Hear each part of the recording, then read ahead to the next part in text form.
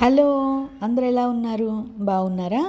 ఇది క్రిస్మస్ రోజు వ్లాగ్ అండి. క్రిస్మస్ రోజు అంటే వెడ్నెస్డే వ్లాగ్. మార్నింగ్ నుంచి ఆఫ్టర్నూన్ వరకు వ్లాగ్ అయితే షేర్ చేస్తానండి. ఇక్కడ మా వారు వాకింగ్కి అయితే వెళ్తారండి డైలీ మార్నింగ్. సో మార్నింగ్ పుదీనా అండ్ యాపిల్స్ అయితే తీసుకొచ్చారు. పొద్దున నేను పచ్చడి చేయడానికైతే తీసుకురమ్మన్నానండి. పచ్చడి నేను మీతో షేర్ అయితే చేస్తాను.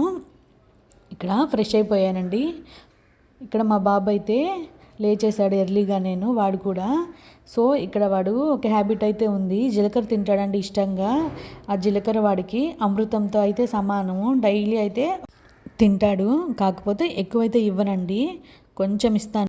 ఇంకా టిఫిన్ అయితే నేను ఉప్మా అయితే చేస్తున్నాను. ఉప్మా కూడా నేను ఎలా చేస్తాను అనేది షేర్ అయితే చేస్తాను. వీడియో నచ్చితే ప్లీజ్ ఒక లైక్ అయితే ఇవ్వండి. కొత్తగా చూస్తున్న వాళ్ళు ఎవరైనా ఉంటే ఛానల్ని సబ్స్క్రైబ్ చేసుకోండి. ముందుగా నేను బాండిల్ పెట్టేసి రవ్వ ఒక గ్లాస్ అయితే తీసుకున్నానండి, చిన్న గ్లాసు. రవ్వని ఫ్రై చేసేసి ఒక 5 minutes లో ఫ్లేమ్లో ప్లేట్లో అయితే తీసి పెట్టేశానండి. నెక్స్ట్ అదే పాన్లో 2-3 స్పూన్స్ ఆయిల్ వేసేసి, ఆయిల్ హీట్ అయిన తర్వాత 1/2 స్పూన్ ఆవాలు, 1/2 స్పూన్ జీలకర్ర అండ్ 1 స్పూన్ మినప్పప్పు, 1 స్పూన్ పచ్చెనగపప్పు అండ్ కొంచెం కరివేపాకు వేసేసి ఫ్రై చేసేసానండి. అవి ఫ్రై అయిన తర్వాత ఆనియన్ కూడా వేసేసానండి. ఆనియన్ ఫ్రై అయిన తర్వాత చిన్నగా కట్ చేసుకున్న టమాటాస్ కూడా యాడ్ చేసేసాను. ఉప్మా మనకి టేస్టీగా రావాలి అంటే రవ్వ వల్లేనండి. రవ్వ మనం లో ఫ్లేమ్లో పెట్టుకొని ఫ్రై చేస్తే ఉప్మా టేస్ట్ బాగుంటుందండి, స్మెల్ కూడా చాలా బాగుంటుంది. టమాటా యాడ్ చేసేసిన తర్వాత మూత అయితే పెట్టేశానండి. టమాటా అయితే కొంచెం మెత్తబడిపోయిందండి, గంటతో కొంచెం స్మాష్ చేసేసాను. ఇప్పుడు క్యారెట్ నేను వేరుశనగ పప్పులు అయితే యాడ్ చేస్తున్నానండి, కొంచెం హెల్తీగా ఉంటుంది కదా. నార్మల్గా అయితే ఒక్కొక్కసారి ఏం వేయకుండా కూడా చేస్తారు చాలామంది. కొంచెం క్యారెట్ వేరుశనగ పప్పులు వేయడం వల్ల కొంచెం హెల్తీగా అయితే ఉంటుంది కదా. సో నేను అవి రెండు అయితే యాడ్ చేశాను. ఒక్కోసారి అవి వేయకుండా కూడా చేస్తాను నార్మల్గానే. సో అవి వేసేసి బాగా కలిపేసి ఒక 2-3 minutes అయితే మనం కుక్ అయితే చేసుకోవాలి. ఇప్పుడు రవ్వను కూడా యాడ్ చేస్తున్నానండి. నేను రవ్వ వేసేసి ఒక 1 minute అయితే అలా కలిపేసి, నెక్స్ట్ వాటర్ అయితే బాగా తెల్లుతున్నాయి కదా పక్కన, సో ఆ వాటర్ని అయితే యాడ్ చేసేయాలి. సో ఇక్కడ వాటర్ అయితే యాడ్ చేసేస్తున్నానండి. నేను గ్లాస్ రవ్వకి 4 or 5 glasses వాటర్ అయితే తీసుకున్నాను. నార్మల్గా గ్లాస్తో మెజర్మెంట్ అయితే ఏం తీసుకోనండి, నార్మల్గానే అయితే వేసేస్తాను. సో ఇక్కడ ఇప్పుడు వాటర్ యాడ్ చేసేసిన తర్వాత బాగా కలిపేసి, గడ్డలు కడతాయండి వెంటనే అయితే కలిపేసేయాలి. ఇంకా సిమ్లో పెట్టుకుని ఒక 5 minutes అయితే కుక్ చేసుకుంటే సరిపోతుందండి. నేను సాల్ట్ యాడ్ చేయడం మర్చిపోయానండి. సో ఇప్పుడైతే నేను సాల్ట్ అయితే యాడ్ చేశాను.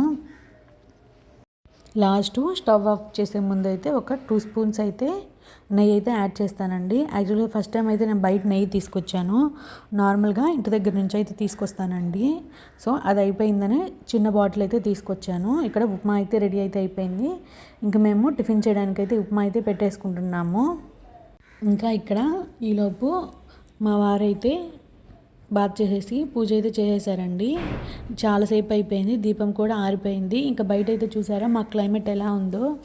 యాక్చువల్గా 2 days నుంచి అయితే కొంచెం బాగుందండి, దానికి ముందైతే వర్షాలు పడుతూనే ఉన్నాయి. ఇప్పుడు మళ్ళీ ఈరోజైతే వర్షాలు అయితే మళ్ళీ స్టార్ట్ అయ్యేలా అయితే ఉన్నాయి. 3 days అయితే రెయిన్ చెప్పున్నారు. సో ఇంకా ఆఫ్టర్నూన్ అయితే వెడ్నెస్డేనే కదా ఈరోజు. సో ఫిష్ కర్రీ అయితే చేస్తున్నాను. ఆల్రెడీ నేను ఫిష్ కర్రీ అయితే షేర్ చేస్తున్నానండి. సో నేనైతే అంత డీప్గా అయితే చూపించట్లేదు, సో నార్మల్గా అయితే చెప్తానండి. చేపల పులుసుకి ఆయిల్ అయితే కొంచెం ఎక్కువే పడుతుందండి. ఆయిల్ ఒక 4 or 5 స్పూన్స్ అయితే ఆయిల్ వేసేసి, ఆయిల్ హీట్ అయిన తర్వాత ఒక 1 స్పూన్ ఆవాలు అండ్ 1 స్పూన్ మెంతులు యాడ్ చేశానండి. అవి ఫ్రై అయిన తర్వాత ఒక ఆనియన్ అయితే కట్ చేసుకుని వేసేసాను. చిన్నగా కాకుండా పెద్ద పీసెస్గా కట్ చేసుకుని వేసుకోవాలి. ఇంకా ఆనియన్స్ లైట్గా ఫ్రై అయిన తర్వాత టమాటా అయితే వేసుకున్నానండి. 2 టమాటా అయితే తీసుకున్నాను.